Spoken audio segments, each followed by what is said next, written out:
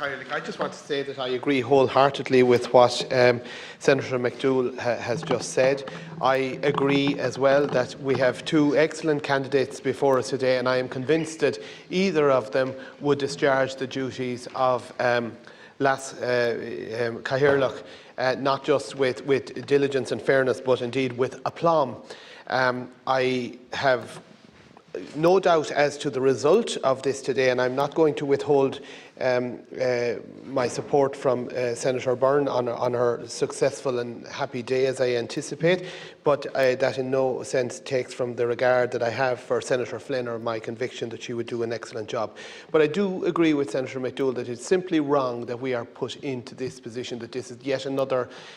horse trading situation, or not that there's much trading going on because one side has 2/3 of the votes in the House, but the use and the involvement of the party whip in a decision like this signals the sheer disrespect that the government has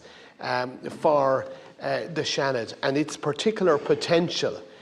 to be a house where different voices are heard and where different points of view are heard. It's not that long ago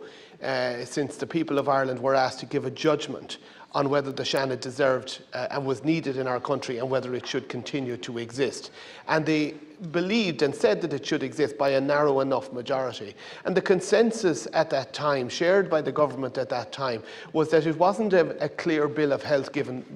by the public to the Seanad, but that the vote of the public indicates the desire that the Seanad would continue, but that it would be reformed.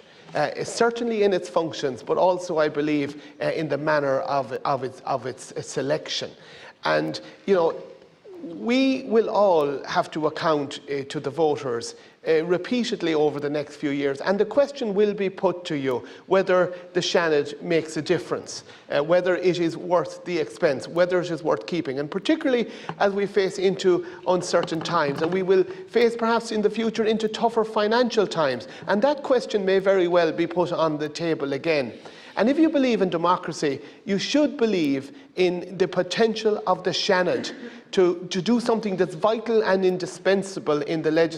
for the legislative process. And it is essential that the government start to engage with that fact. And I would urge the government senators in particular to take that message on board in a serious way and to say it can't just be nodding through what the government wants. You have to stand up for the Seanad and its potential. And if you don't, it may very well disappear in the future. So while I'm not going to withhold my support from Senator Byrne today, as I know her election is a